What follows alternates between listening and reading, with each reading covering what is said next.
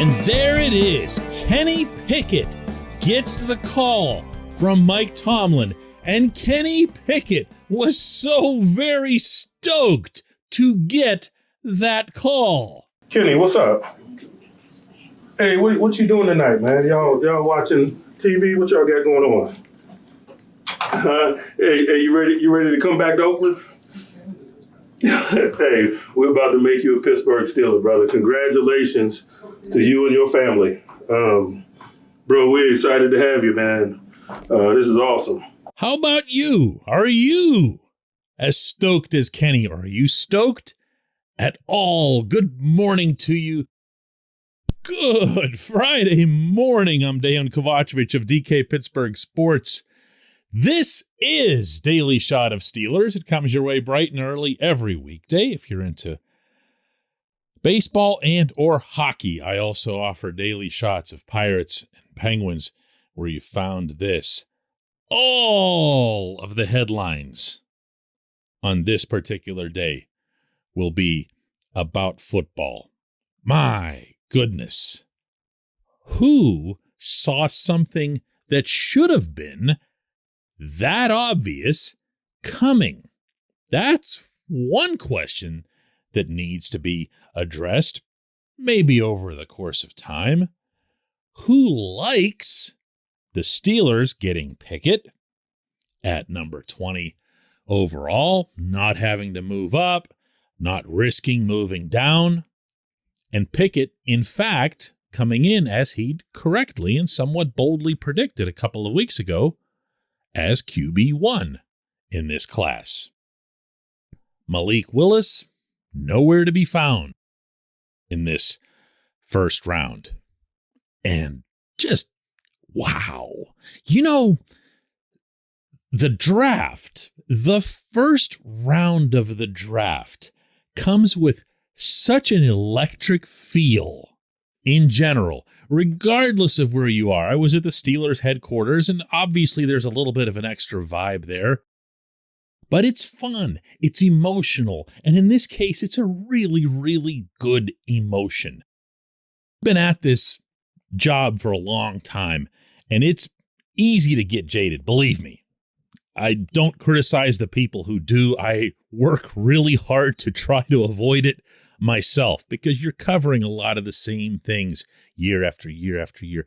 This, I'm sorry, last night was different. It just was.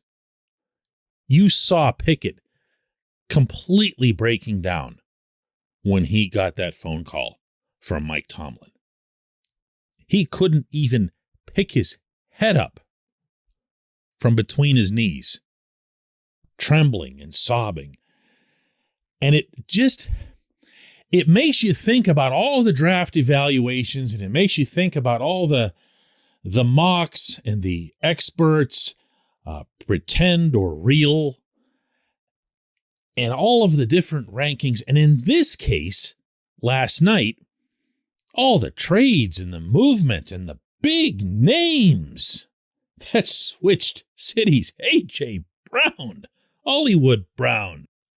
And when there's a moment like that, something that's just that perfect, I'm just going to speak for myself here.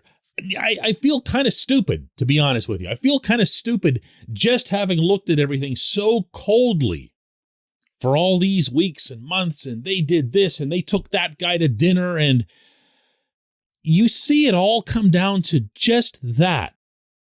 You remember that between that scene and the one the Steelers put out later in the evening of Tomlin's giddiness like a child as he went to pick up the phone to call Pickett, which the Steelers did, by the way, in a matter of seconds from the time New Orleans' pick was official at number 19, that's actually what everything's all about. That's what organized sports are all about. Great, great moment. Now, was it a great pick? This portion of Daily Shot of Steelers is brought to you by Point Park University. Choose from nearly 100 career-focused programs leading to bachelor's, master's, and doctoral degrees. Choose when and how you'd prefer to do that studying Whether it's at Point Park's gorgeous downtown Pittsburgh campus, whether it's online, maybe a flexible hybrid format would work best for you. Find out more about all of this at pointpark.edu. Great pick or not, the easy, lazy, convenient answer the morning after the draft is we'll know in a couple of years, or we'll know in X number of years. Well, actually, Pickett, we're probably going to know sooner rather than later. Yeah, he's in a competition now, or so declared both Tomlin and Kevin Colbert, that he's going to be battling it out, according to them, with both Mitch Trubisky and Mason Rudolph, though I really imagine there's a chance Rudolph's going to get traded now. But the other thing to realize here is that Pickett's 24 years old. He's supposed to be advanced. He's supposed to be plug and play. This was a multi-year starter at Pitt, someone who achieved a lot at the university, somebody who took the Panthers, let's be blunt here, haven't exactly been the most storied program in recent decades, to an ACC championship that a lot of people thought was never going to be possible whenever that school went to that conference. So when the Steelers say that he's special, as Colbert did, that's nice praise, but it's referring to potential. When the Steelers say that he's there to compete immediately for the starting job, they're acknowledging that he has advanced, that he has improved markedly in his time at Pitt. Observers here of the Panthers program can attest to that. No one was all that wild about Kenny Pickett around here, even just a couple of years ago. But then he worked and worked and worked, and his work ethic is famous throughout that building, including the Steelers side of it, on the south side. He made himself better, and that is what's going to get him to the next level. And I can appreciate all of that. I can applaud all of that. It's just awesome. All of it. At the same time, it doesn't answer that question, which is, did the Steelers make the right pick? Did they legitimately take the best player available or the best quarterback available? Because once the first 19 went by, they could have any quarterback they wanted. The fact that they acted as quickly as they did to get Pickett leaves no doubt that they're telling the truth, that this was the best quarterback in their minds. And that their surprise at Pickett not having already been picked was genuine. It's not something that they made up. I'm sure they really thought that he wasn't going to be around. We've got a lot of time in the weeks and the months to come to go over this. And really, when you're talking about quarterback, it's years. You know, these debates go on forever.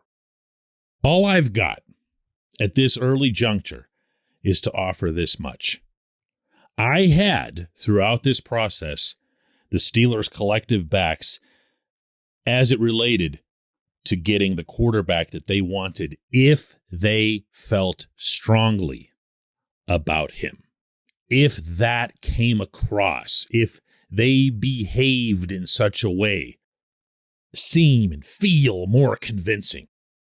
The fact is, those guys know way more about these prospects than any of us ever could. And if they're that into him, whether that was going to be Pickett or Willis or any other quarterback, or really any other player, depending on who else might have fallen, who would have been on their radar, I was going to give that benefit of the doubt.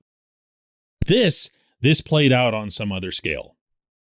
This played out in a way that you could see, feel, and hear the emotion from the head coach and the general manager, both inside and outside later on via video press room. They are ecstatic to have Pickett, and the only recommendation I'd give to anybody were they to ask as to how they should feel today, the quality of this pick, is to ask themselves first, how do the Steelers feel about it? and why? When we come back, just one question.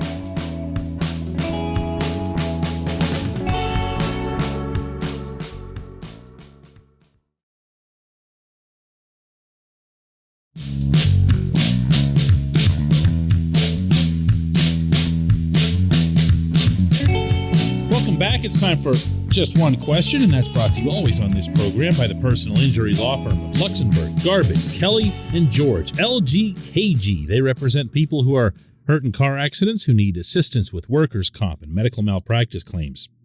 The attorneys at LGKG have been designated super lawyers, capital S, capital L, for the past 15 years. And yes, that is a real thing. The super lawyer designation is reserved for the top 5% of all attorneys in Pennsylvania. Learn more about them at lgkg.com or by calling 888-842-5454. And today's J1Q comes from Dan Brillman, who asks, very simply, so were all of those Malik Willis hints just a ruse?